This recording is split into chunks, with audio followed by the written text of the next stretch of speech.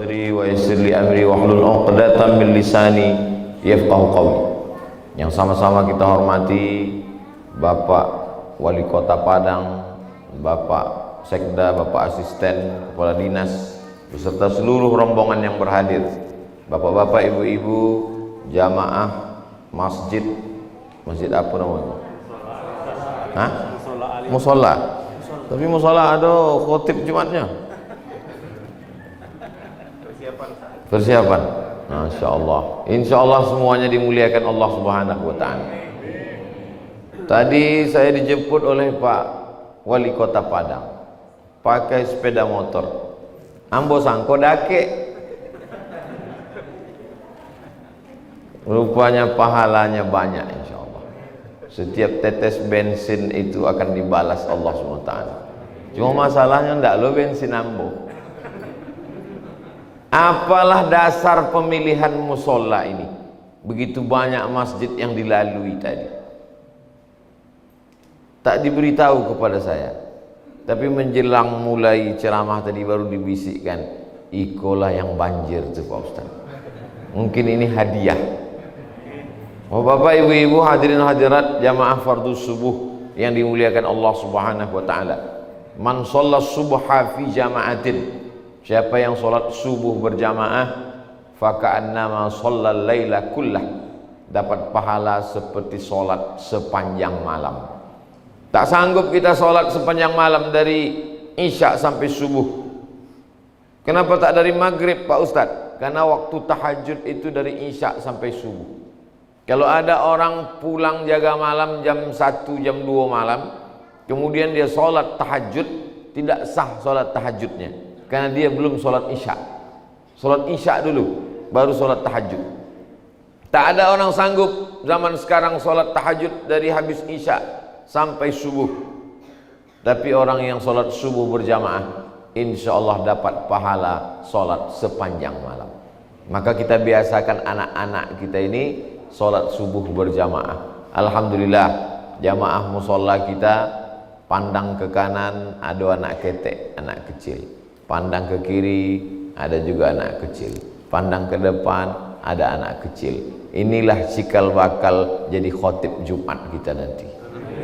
Sebelum mereka dewasa, ini persiapan aja dulu.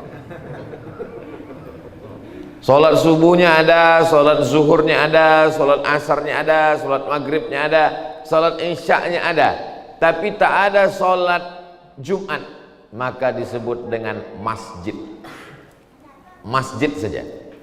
Tapi kalau ada sholat Jumatnya disebut dengan masjid jami'. Jami' diambil dari jim, mim, ain. Jami' artinya masjid yang ada sholat Jumatnya. Itulah maka ada istilah masjid sajo dan masjid jami'. Jadi dalam fikih sebenarnya dua saja istilahnya. Kalau ada sholat 5 waktu, tak ada sholat Jumat, masjid. Kalau ada sholat Jumatnya, masjid jami'. Tapi kemudian istilah itu berkembang. Ditampai awak sampai ada 5. Masjid jami', masjid gadang, masjid raya, masjid agung, surau, langgar, musola, 7. Maka sebenarnya kalau tidak ada sholat Jumatnya, maka tetap sholat tahiyatul masjid, karena namanya masjid. Saya tidak ingin merubah istilah ini. Kalau istilahnya musola, silakanlah pakai istilah musola. Kalau pakai istilah surau, silakanlah pakai istilah surau. Tapi kalau masuk ke dalam, tetap sholat sunat tahiyatul masjid. Ini jangan pula usolli sunnatan tahiyatul surau, tetap tahiyatul masjid, karena ada sholat 5 waktu berjamaah. Lalu kemudian kalau dia sudah ada sholat Jumatnya, maka dia tetap masjid dan sholat sunat tahiyatul masjid. Ketika berkumpul umat Islam ramai, siapalah yang menjadi imam di antara kita? Maka dalam kitab Al-Fiqhul Islami wa Adillatuh, nama pengarangnya Syekh Dr. Wahbah Az-Zuhaili, fikih Islam lengkap 11 jilid. Kalau berkumpul semua umat Islam, maka yang diangkat menjadi imam adalah ulil amri. Jadi kalau satu kota Padang berkumpul, siapalah yang jadi imam? Yang jadi imam Pak Wali Kota. Itu maka Pak Wali tadi maju ke depan. Kalau wali kotanya tak sanggup jadi imam, Iko kota Padang alhamdulillah wali kotanya sanggup jadi imam. Ada beberapa kota lain tak sanggup jadi imam. Bertolak-tolakan dia sama wakil wali kota, semua sekda, semua kepala dinas, kepala badan, kepala kantor. Maka diangkatlah imam tetap. Itu yang disebut dengan imam ratib.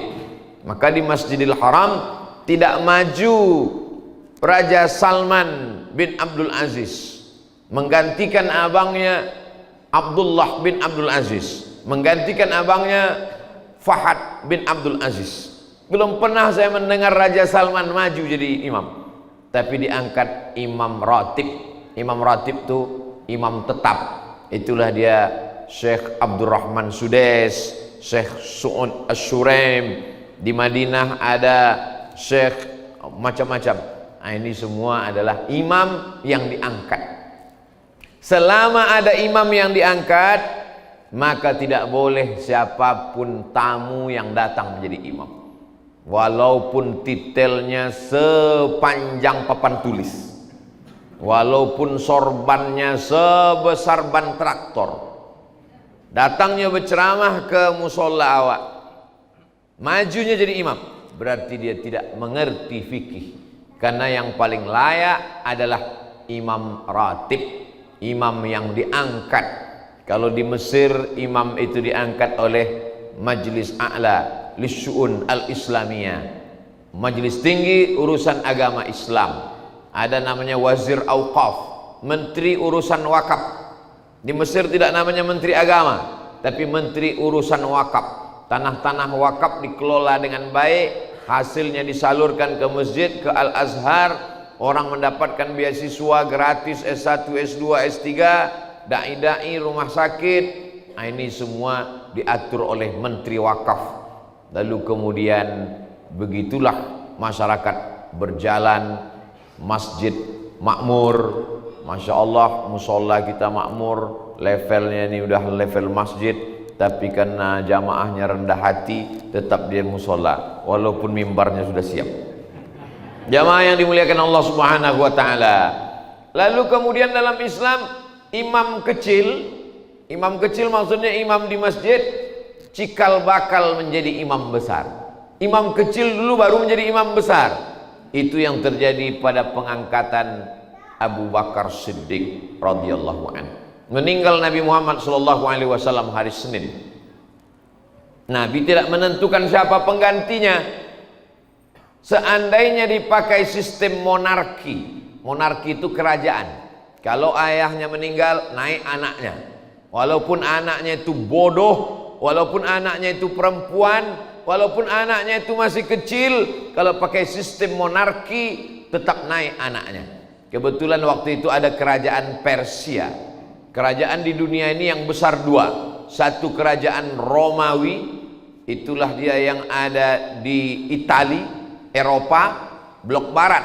Yang satu lagi kerajaan di timur, namanya Persia. Raja Romawi gelarnya Kaisar, yang paling terkenal Julius Kaisar.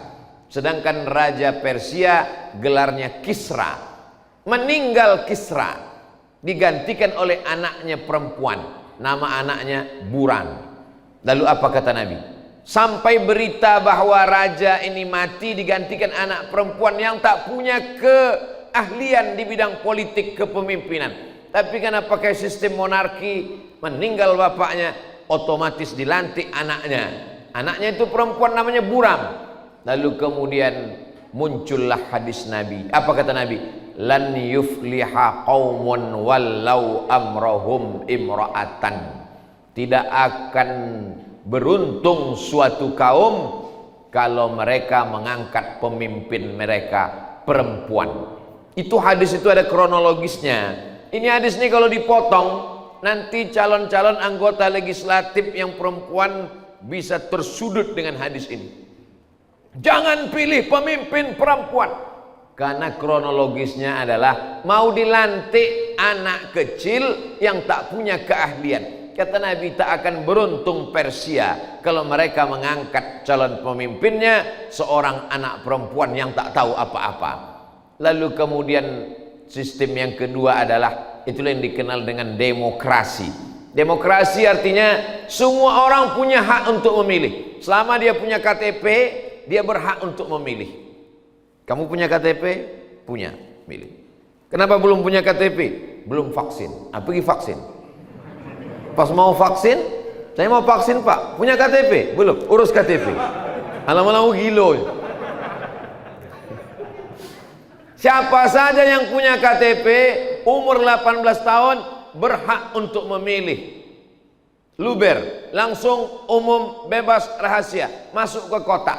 Maka dalam demokrasi, tak ada beda suara profesor doktor dengan suara tukang penggali parit. Mohon maaf, penggali parit jangan tersinggung. Ini bukan masalah status sosial, tapi ini masalah kualitas pemikiran. Tentulah tak sama antara guru besar yang ada di universitas berpikir. Maka jalan yang paling tengah itu jalan Islam. Islam tidak menganut monarki. Siapa saja yang raja maka anaknya otomatis jadi raja.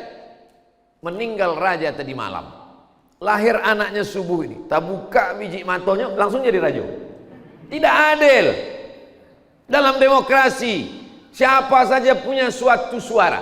Ketua Majelis Ulama Indonesia belajar di Makkah 20 tahun, sama suaranya. Kalau bahasa awaknya, bahasa kampung awak, one man one vote. Yang adil ajaran Islam. Wa amruhum syura bainahum, bermusyawarah mereka untuk menetapkan pemimpin mereka. Itulah maka bermusyawarah sahabat-sahabat Nabi di satu tempat namanya Saqifah Bani Sa'idah.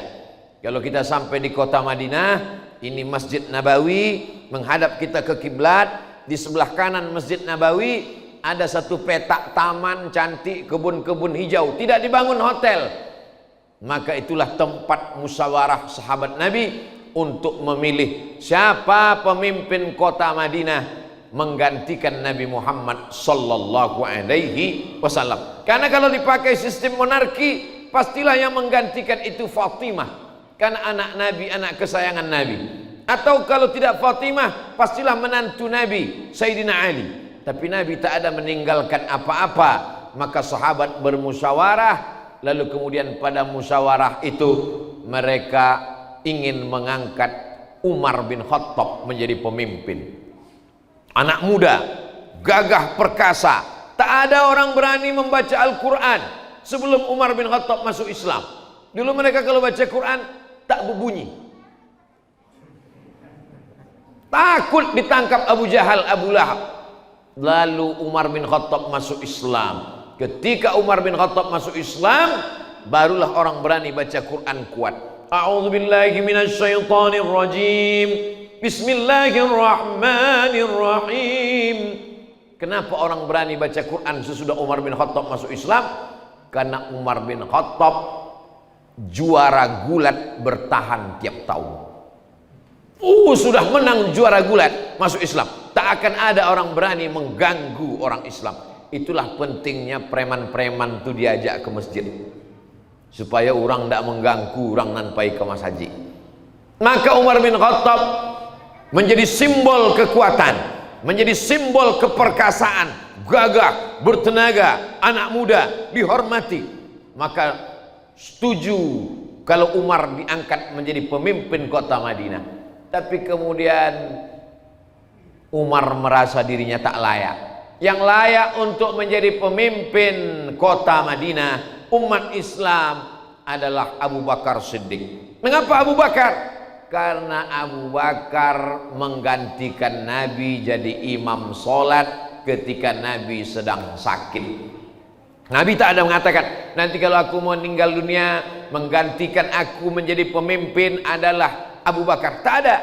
Kenapa Nabi tidak berpesan demikian? Supaya tidak menimbulkan fitnah. Seandainya Nabi mengatakan pemimpin nanti setelah aku meninggal adalah Abu Bakar, orang akan berkata, iyalah Abu Bakar kan mertuanya. Seandainya Nabi mengatakan sesudah aku meninggal nanti yang akan menjadi pemimpin adalah Ali, apa kata orang?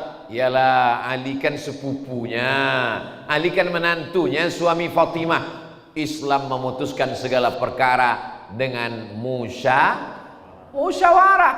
Wasyawirhum fil amri, ajak mereka bermusyawarah. Wa amruhum syura bainahum, itulah yang diamalkan oleh masyarakat Minangkabau, musyawarah mufakat. Barundiang sesudah makan. Itu mah kok awak ndak ada barundiang kini kok. Ambo saya ceramah surang. Danga saya lah. Karena berunding itu sesudah makan. Tidak mungkin orang berunding perutnya lapar, caciannya ikut berunding.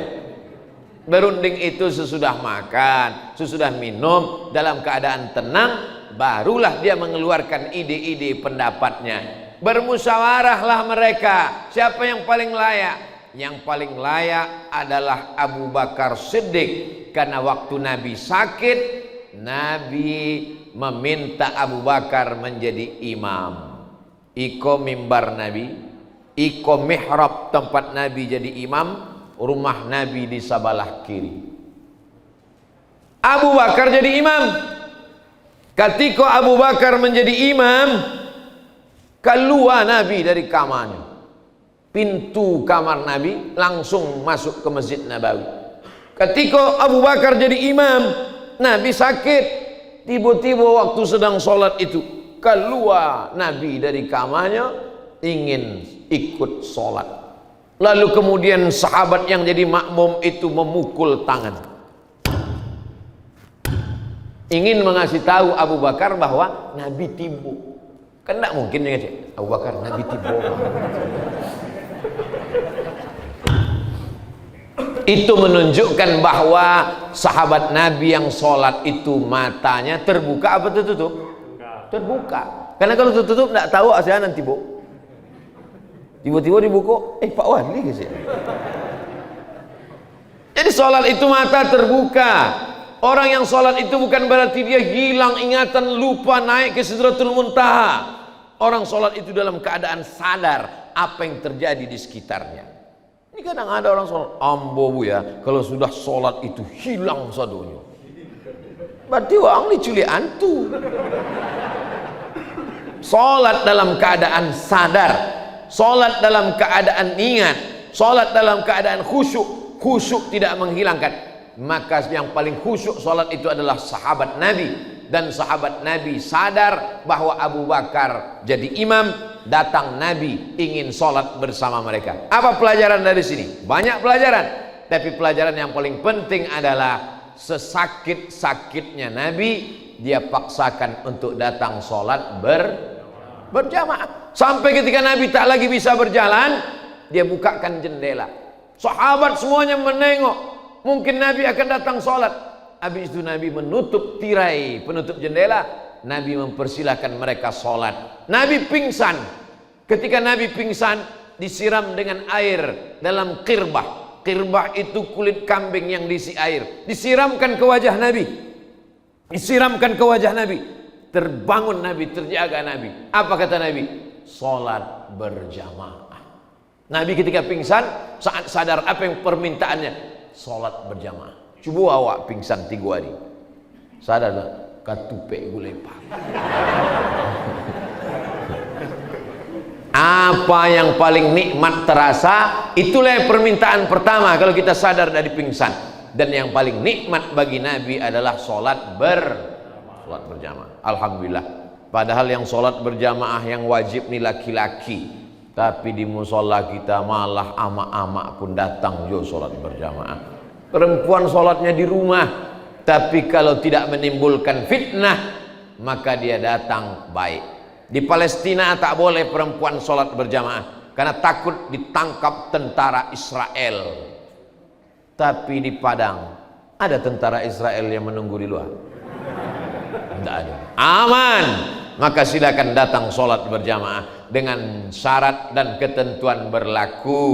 Jangan sholat berjamaah tapi dari rumah ke surau pakai celana sempit, banyak laki-laki masuk parit.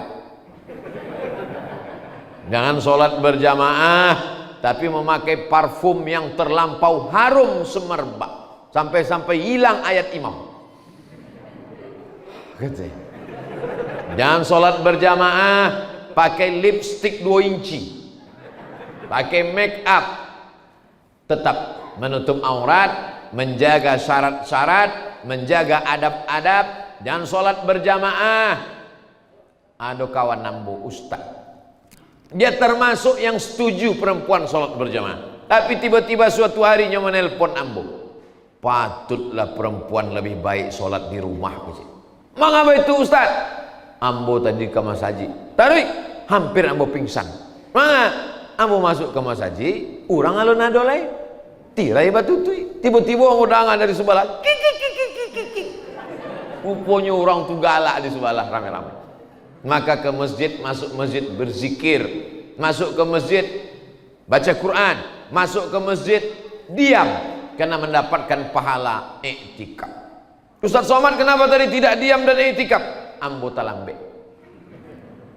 Bapak-bapak, ibu-ibu hadirin jamaah fardhu subuh yang dimuliakan Allah Subhanahu wa taala, bahwa dalam Islam pemimpin diangkat berdasarkan imam sholat berjamaah. Kalau inilah dipakai di Republik Indonesia untuk mengangkat RT, RW, Kades, Kadus, Lurah, Camat, Bupati, Wali Kota, Gubernur, Presiden, DPR, DPRD, DPR RI, DPD, yang mau diangkat menjadi pemimpin mesti lulus dari seleksi imam di suraunya masing-masing. Mantap atau tak mantap? Mantap. Ini mesti diusulkan ke KPU. Maka orang masjid akan memimpin, memilih orang-orang yang sholat berjamaah. Karena dalam dunia demokrasi, siapa yang paling banyak pemilihnya, dialah yang menang. Orang mabuk takkan mungkin memilih orang sholat. Pemabuk pasti akan memilih sesama pemabuk. Maka naiklah pemimpin pemabuk karena yang memilih orang sakau. Betul? Tapi kalau orang sholat, orang surau, orang musola, orang masjid, dia akan memilih sesama orang masjid. Kenapa? Pilih selaiko. Maka ikon dipilih geng awak. Jadi kalau ada orang mengatakan jangan bicara masalah kepemimpinan di masjid, di masjidlah cikal bakal kepemimpinan. Kalau masjid itu jamaahnya 100 orang, ada 100 masjid, berapakah jumlah masyarakatnya? Itu bisa masuk soal CPNS. 100 masjid di kota kita. Di kota Padang tak mungkin 100 masjid, pasti lebih daripada itu. Karena masyarakat Minangkabau suka membangun masjid, mewakafkan tanah untuk bangun masjid, meramaikan masjid. Negerinya para ulama, tak mungkin 100 masjid. Andai kita patok 100 masjid, di masjid itu ada 100 jamaah, maka 100 kali 100 berapa itu? Sudah ada 10.000 orang. Yang 10.000 orang itu punya istri, punya suami, punya menantu, punya anak, punya cucu. Maka 10.000 menjadi 20.000, menjadi 30.000, menjadi 40.000, bercabang-cabang. Dari satu kepala rumah tangga, istrinya juga ke masjid, anaknya ke masjid, cucunya ke masjid. Menantunya sebenarnya tak suka ke masjid, tapi karena dia tinggal sendirian di rumah takut, ikut juga ke masjid. Masyarakat mengikut orang banyak. Kalau sudah orang ramai ke masjid, maka insya Allah. Tapi masjid tidak hanya sekedar tempat ibadah, masjid tempat menuntut ilmu. Subuh habis sholat pulang, zuhur habis sholat pulang, asar habis sholat pulang, maghrib habis sholat pulang. Dari maghrib ke isya jangan pulang ke rumah, pengajian. Saya selalu mengusulkan jangan buat pengajian habis isya. Banyak orang, bapak-bapak, ibu-ibu, hadirin hadirat, hadirilah pengajian kita setelah isya nanti. Saya kalau ngisi pengajian mintanya setelah maghrib. Kenapa Ustaz tak mau setelah isya? Karena kalau dibuat setelah isya, ustadznya sampai, jamaahnya belum datang. Terduduk Ustaz, jamaah sekalian, Ustaz kita sudah datang, harap kita ke masjid. Tapi kalau dibuat maghrib, jamaah insya Allah berjamaah 2 kali. Sholat maghrib berjamaah, maghrib ke isya 45 menit. Pengajian tak panjang-panjang. Habis isya baru dibuat tanya jawab. Maghribnya berjamaah, isyanya berjamaah. Anak-anak, laki-laki perempuan ikut tetap di dalam. Tapi kalau dibuat Pak Ustadz dari maghrib ke isya, anak-anak tak bisa mengaji. Dibuat pengajian 3 malam. Malam Jumat, malam Sabtu, malam Ahad. Senin, Selasa, Rabu, Kamis maghrib mengaji. Dari maghrib ke isya TV mati, handphone mati, laptop mati, semua mati. Yang hidup orangnya. Sekarang apa yang terjadi? Orangnya pun tidak hidup. Orangnya hidup Pak Ustadz. Hidup itu bukan berarti dia berjalan, berkata-kata, berbicara. Hidup itu artinya mengingat Allah. Begitu dalam hadis. Matsalul ladzi yadhkurullah wal ladzi la yadhkurullah kamatsalil hayy wal mayyit. Perumpamaan orang yang mengingat Allah dengan orang yang melalaikan Allah seperti orang hidup dan orang mati. Siapakah orang yang hidup? Orang yang mengingat Allah. Kalau ibu punya suami, suami ibu berzikir mengingat Allah, berarti suami ibu hidup. Tapi kalau suami ibu tak sholat, tak berzikir, tak baca Quran, tak mengingat Allah, berarti selama ini ibu menikah dengan zombie. Kalau bapak punya istri, ikut pengajian, baca Quran, sholat berjamaah, berarti istri bapak hidup. Tapi kalau istri bapak tidak sholat, tidak berzikir, tidak berjamaah, tidak baca Quran, berarti selama ini istri bapak adalah mak lampir. Jangan heran kalau anaknya jadi tuyul, hantu. Masyarakat yang mengingat Allah, yang berzikir kepada Allah, yang takut kepada Allah, itulah yang disebut dengan masyarakat hidup. Innaka la tusmi'us summa. Kau tidak bisa membuat orang mati bisa mendengar. Yang mati yang mana? Bukan mati yang di kuburan itu. Yang di kuburan itu bisa mendengar apa tidak Bapak Ibu? Bisa. Kalau orang mati di kuburan tak bisa mendengar, untuk apa kita diajarkan ucapan salam lewat di kubur? Lewat di kubur itu mengucapkan salam. Assalamualaikum ya ala diyar minal mu'minin wa inna insyaallah bikum lahiqun yarhamullahul mustaqimin wal mustakhirin. Lewat kubur mengucapkan salam, itu menunjukkan orang yang dikubur bisa mendengar. Mana dalilnya hadis orang dikubur bisa mendengar? Orang dimasukkan ke liang lahat, dia mendengar suara gesekan sandal orang yang meninggalkannya. Kalau kita tinggalkan kubur itu, pulang kita ke rumah, anak menantu sahabat kerabat tetangga yang pulang ke rumah mengantar jenazah, jenazah itu mendengar suara gesekan sendalnya, kresek kresek kresek. Bayangkan kita di kamar sendirian, gelap, mati lampu, kita dengar suara gesekan sendal orang jauh meninggalkan kita. Begitulah sunyinya di liang lahat. Siapa yang menemani kita di alam kubur? Satu cuman, wa amaluhu. Sedekah, baca Quran, zikir, sholat berjamaah, berbentuk wujud makhluk yang akan menemani kita di liang lahat, liang kubur. Apa kata dia? Aku adalah amalmu. Kalau amalnya baik, sholatnya khusyuk, zikirnya banyak, sholawatnya bagus, sedekahnya melimpah ruah, akulah amalmu yang baik, bentuknya pun baik. Tapi kalau dia mabuk, berzina, minum khamar, membicarakan aib orang lain, berbentuk makhluk yang jahat, yang buruk, yang jelek, yang menakutkan. Siapa engkau? Akulah perbuatanmu yang dulu. Apa kau tak ingat dengan aku? Maka semuanya akan kita jadikan sebagai sahabat. Yarji'usnani, yang menemani orang sampai ke liang lahat ada 3. Yarji'usnani, yang 2 pulang ke rumah. Yang pulang ke rumah ahluhu, keluarganya. Kalau suami meninggal, istrinya ikut mengantar. Kalau suami ibu meninggal, ibu ikut apa tidak mengantar? Ikut kata dia. Mau masuk ke dalam? Enggak. Hah? Dengar tuh Pak? Tidak kata.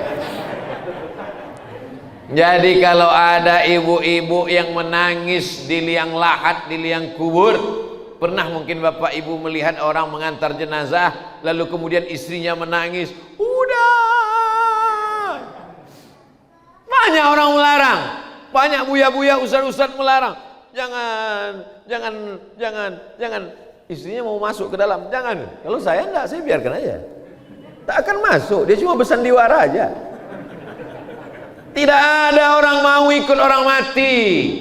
Yang mau ikut cuma satu, wa amaluhu amal. Sempat-sempatkanlah melangkahkan kaki ke masjid, sempat-sempatkanlah menyapu mengusap kepala anak yatim, sempat-sempatkanlah berzakat, berinfak, bersedekah, sempat-sempatkanlah mewakafkan tanah untuk rumah Quran, sempat-sempatkanlah menolong anak yatim fakir miskin. Karena sampai masanya nanti kita mau tapi tak sempat. Sekarang masanya sempat tapi tak mau, sampai masanya nanti mau tapi tak sempat. Suara azan sayup-sayup masuk ke telinga di ruang ICU rumah sakit umum. Hayya 'alas shalah. Mau ke masjid tapi tak mampu. Kaki terbaring. Kena penyakit apa? Covid-22. Covid-19 balik sudah lewat sudah. Bermutasi. Bermutasinya apa? Berkembang lebih canggih dari sebelumnya. Amboko bodoh dalam masalah virus. Jadi yang mau tanya ke dokter, Pak dokter, kenapa orang sudah vaksin 2 kali tetap kena COVID? Karena COVID-nya bermutasi, Pak Ustadz. Mutasi itu apa? Payah lo jalekan ke profesor lo keceknya. Berkembang lebih dari yang terpikirkan manusia. Dulu orang cukup dengan cuci tangan, pakai masker, insya Allah selamat. Kenapa? Karena COVID tidak masuk ke telinga. COVID hanya masuk ke mulut dan ke hidung. Itu maka dua kan ditutup. Bayangkan kalau nya bermutasi masuk ke telinga. Sumbek telinga saudara. Tidak ada tausiah, tidak ada khutbah lagi. Jumat iko indah ada khutbah dek telinga awak tak sumbek sadonyo. Ternyata air liur yang keluar dari mulut orang terkena COVID lalu kemudian bisa bertahan selama 20 menit dia di udara.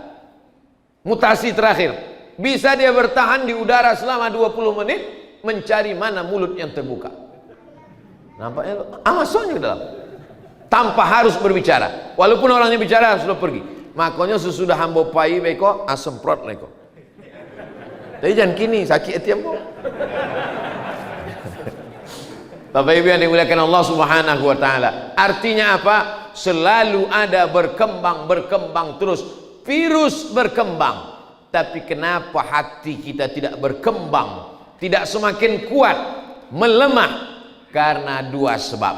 Yang pertama, godaan setan. Yang kedua, sifat hawa nafsu. Sifat hawa nafsu itu dari dalam diri sendiri.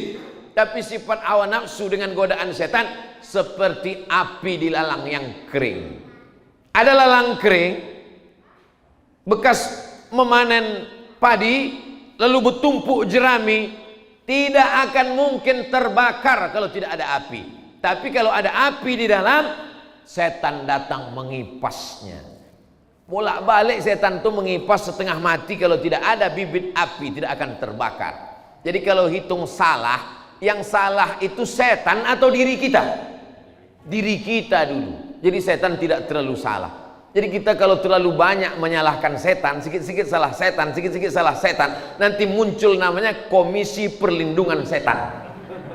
Saking terlalu seringnya setan disalahkan. Suaminya selingkuh, setan dia salah. Kalau bolehlah setan itu berbicara di halayak umum, kecil setan. Ambo ndak salah, suami angkunan gatal kecil. Bapak Ibu yang dimuliakan Allah Subhanahu wa taala, setan hanya bisa menggoda manusia. Ibarat api yang sudah mulai ada nyalanya, setan hanya meniup-niup, mengembus-embus, mengipas-ngipas, membesarkan. Makanya ketika ada bibit api, cepat-cepat dipadamkan dengan istighfar. Begitu teringat macam-macam. Astagfirullah. Pernah tak Bapak Ibu berjumpa orang tiba-tiba tak ada angin, tak ada hujan, tiba-tiba tengok apa? Tengok pacar lama. Istighfar.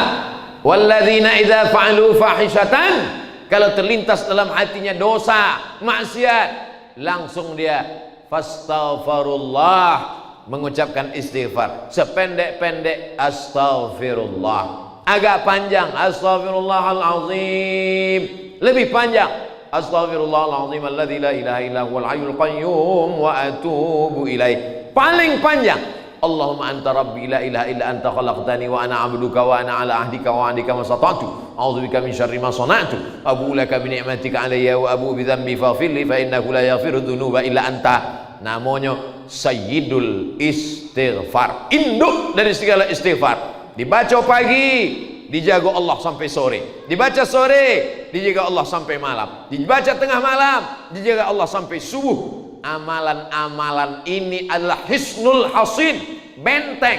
Kalau kita punya kerajaan pagaruyung, dibangun benteng untuk menjaga jangan sampai musuh datang. Benteng kita adalah zikir.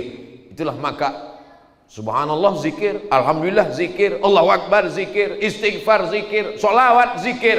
Tapi zikir yang paling afdol adalah afdolul zikri fa'lam annahu la ilaha. Ada saatnya zikir pelan dalam hati, ada saatnya zikir kuat. Kapan zikir kuat? Tengok situasi.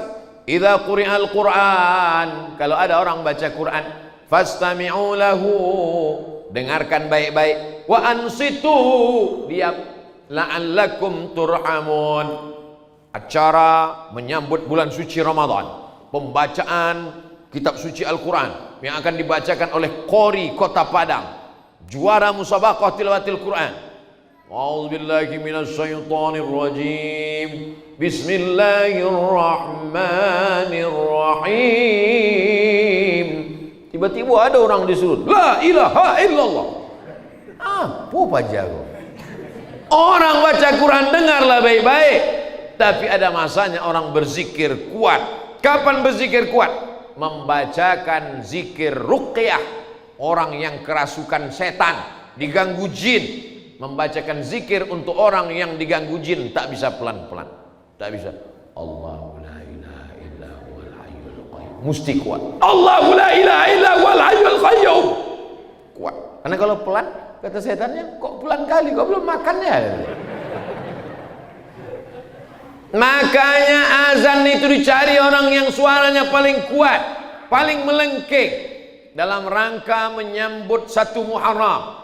Jangan cuma ceramah, jangan cuma tausiah, adakan lomba azan.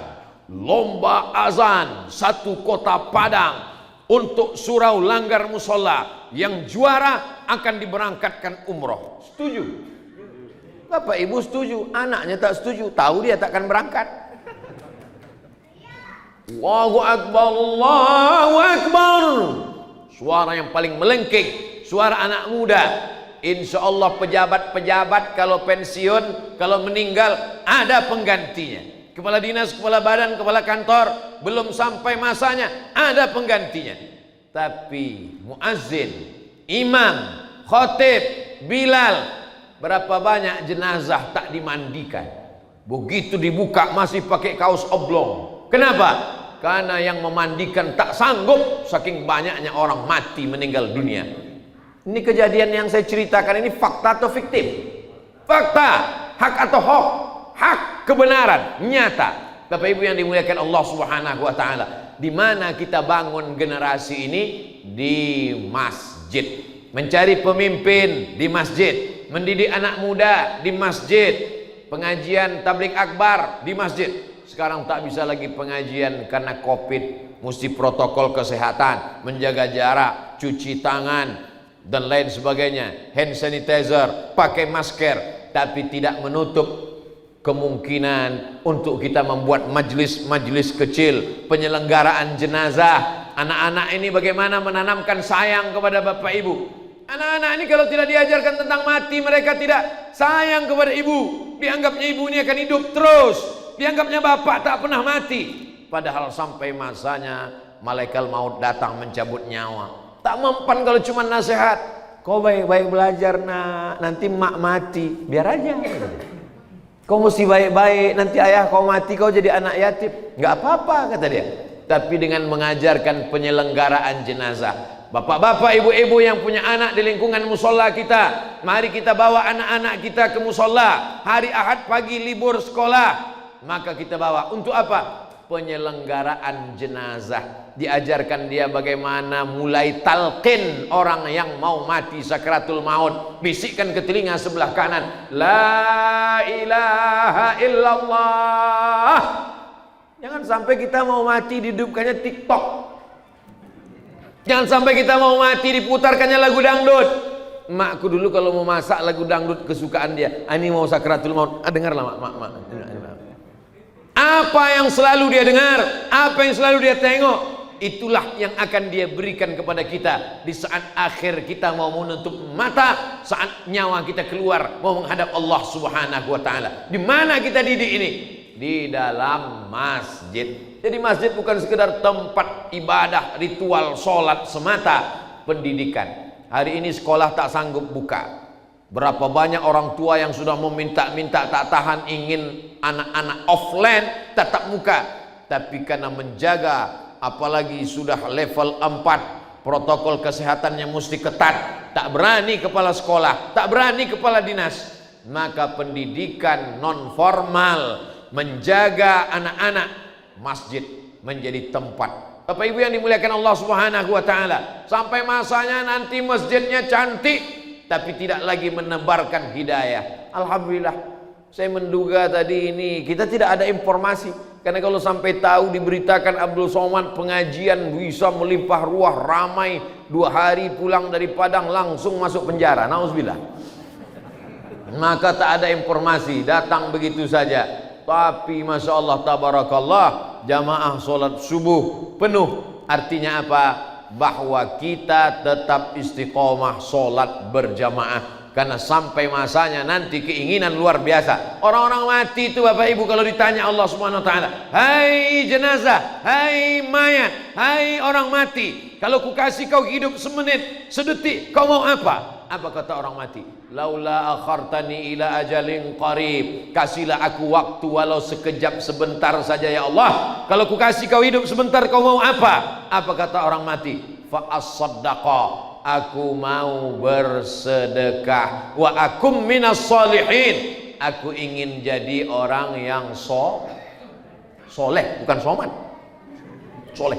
Orang mati itu ingin soleh. Yang selama ini dia tidak pernah mau ke masjid, yang selama ini kerja mulutnya membicarakan aib orang lain, yang selama ini matanya melihat yang tak diridhai Allah, yang selama ini kakinya tak pernah dipakai untuk melangkah ke rumah Allah.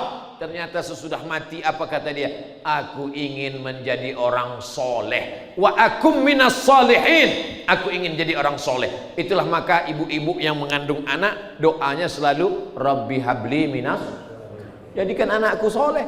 Belum pernah saya dengar ibu-ibu hamil doanya, ya Allah jadikanlah anakku S3 di Jepang. Nah, itu nanti. Yang pertama kali ingin anak soleh. Waktu anak lahir, si bapak ingin anaknya soleh, maka yang dibisikkannya ke telinga si anak, asyhadu an la ilaha illallah. Bisikannya adalah tiada Tuhan selain Allah. Jadi apapun kau nanti nak, jadi jenderal, jadi penguasa, jadi orang kaya, jadi orang terkenal, kau tetap menyembah la ilaha illallah. Saat lahir dibisikkan la ilaha illallah, saat mati pun dibisikkan. Ibu-ibu kalau suami ibu nanti sakratul maut, bisikkan la ilaha illallah. Jangan bisikkan di masurek tanah. Bapak Ibu yang dimuliakan Allah, hari ini Bapak Ibu boleh tersenyum, hari ini Bapak Ibu boleh ketawa, tapi fakta nyata akan terjadi di akhir usia kita. Dua gendangnya. Kalau tak kita yang membisikkan, kita yang dibisikkan. Ada masanya nanti kita membisikkan ke telinga orang la ilaha illallah. Ada masanya nanti kita dibisikkan. Tapi kalau sakitnya sudah nampak tanda-tanda mati, jangan mentang-mentang ceramah subuh ini tentang mati, sore nanti bapak itu demam-demam sedikit lah, alun lah ya. Saudara yang dimuliakan Allah Subhanahu wa taala, hidup pasti berakhir. Macam tanaman, tumbuh, bertunas, bercabang, berbatang, berputih, berbunga, berbuah, layu, kering, mati. Muda, ganteng, cantik, kaya, berkuasa, terkenal, tua, ompong, peot, top, mati. Selesai. Tinggal kenangan semata. Tapi ada orang yang tak mati. Siapa dia? Orang yang punya peninggalan-peninggalan. Buya Hamka tak pernah mati. Haji Abdul Malik Karim Amrullah. Sampai hari ini anak-anak muda masih menonton filmnya. Apa filmnya? Film Zainuddin meneteskan air mata mengenang Hayati.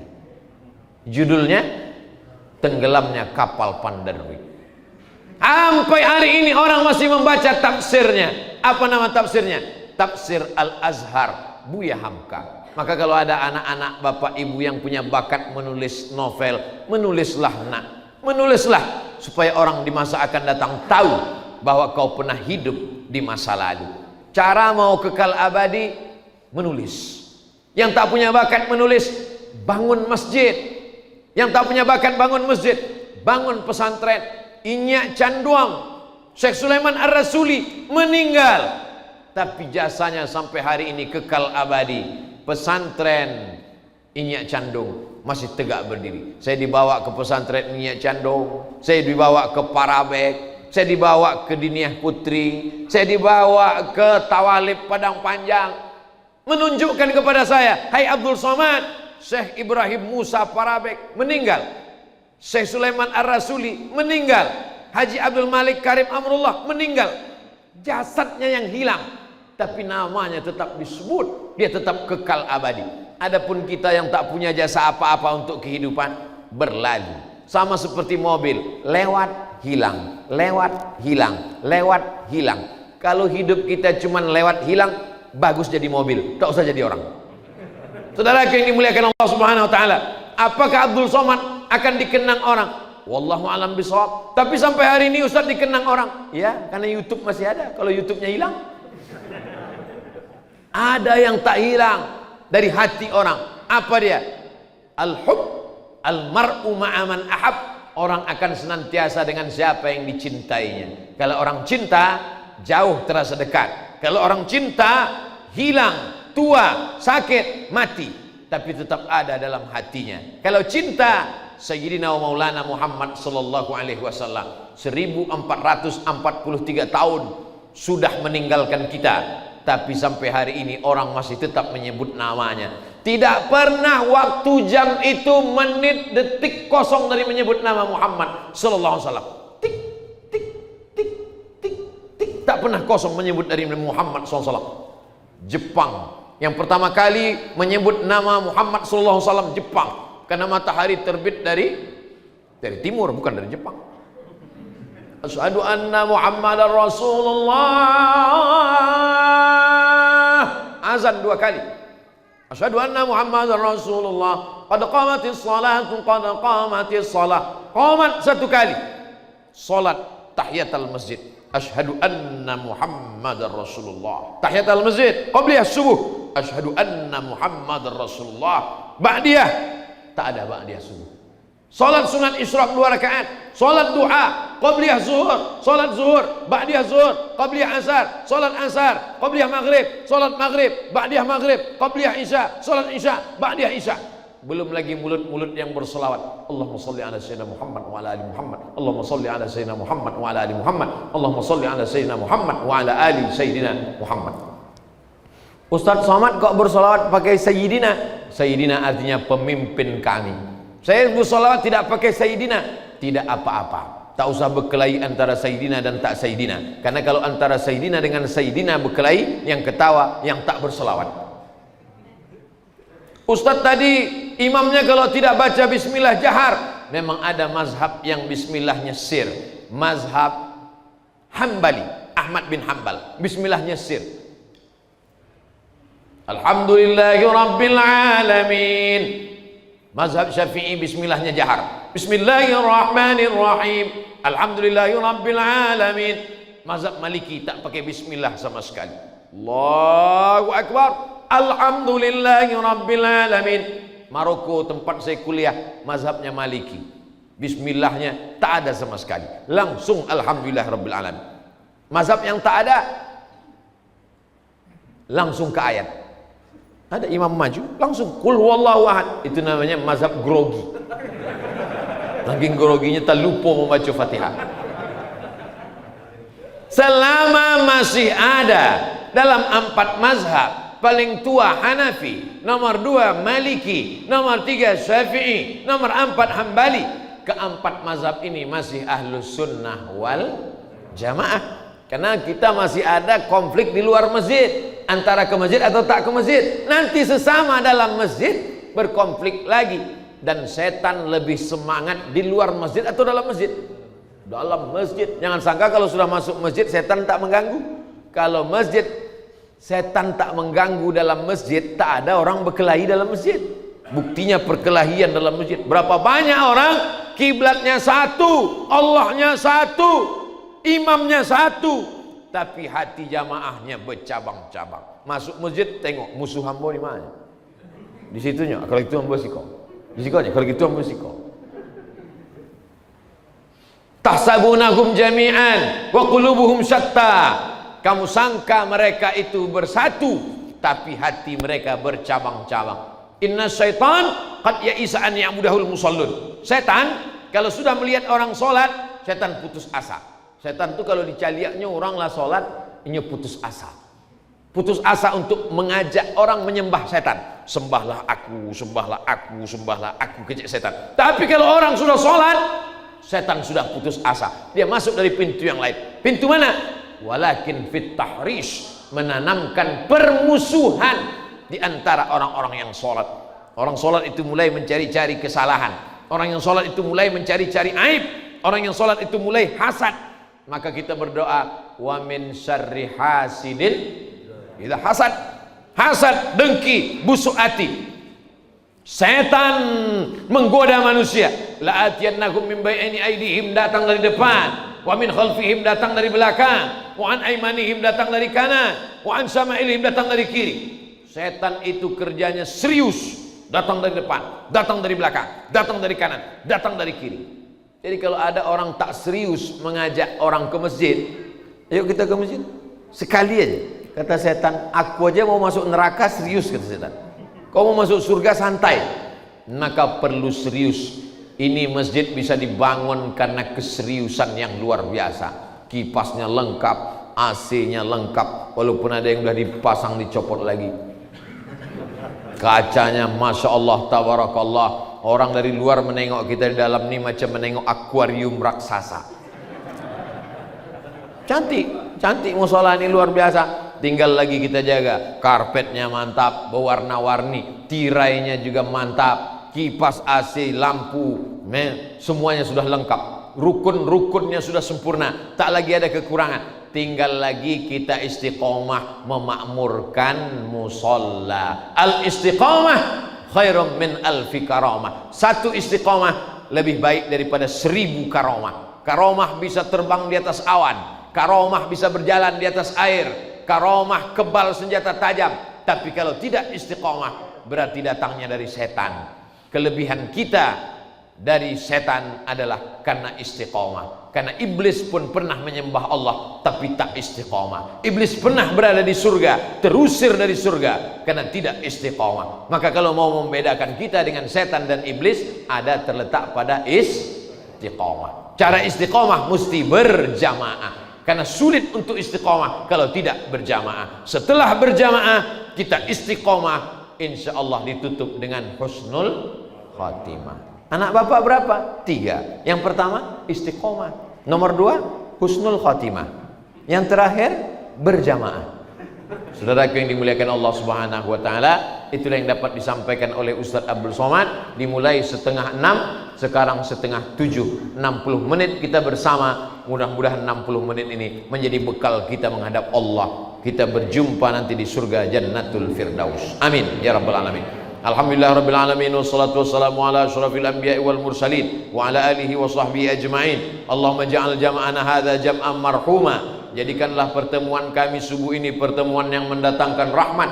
Wa tafarruqana min ba'dihi tafarruqan ma'suma. Perpisahan kami setelah ini perpisahan yang dijauhkan dari segala perbuatan maksiat. Allahumma ja'al abna'ana wa banatina minas solihin was solihat. Jadikan anak-anak kami anak-anak yang soleh dan solehah, min huffazil Quran wal hafizat, menjadi para penghafal Quran.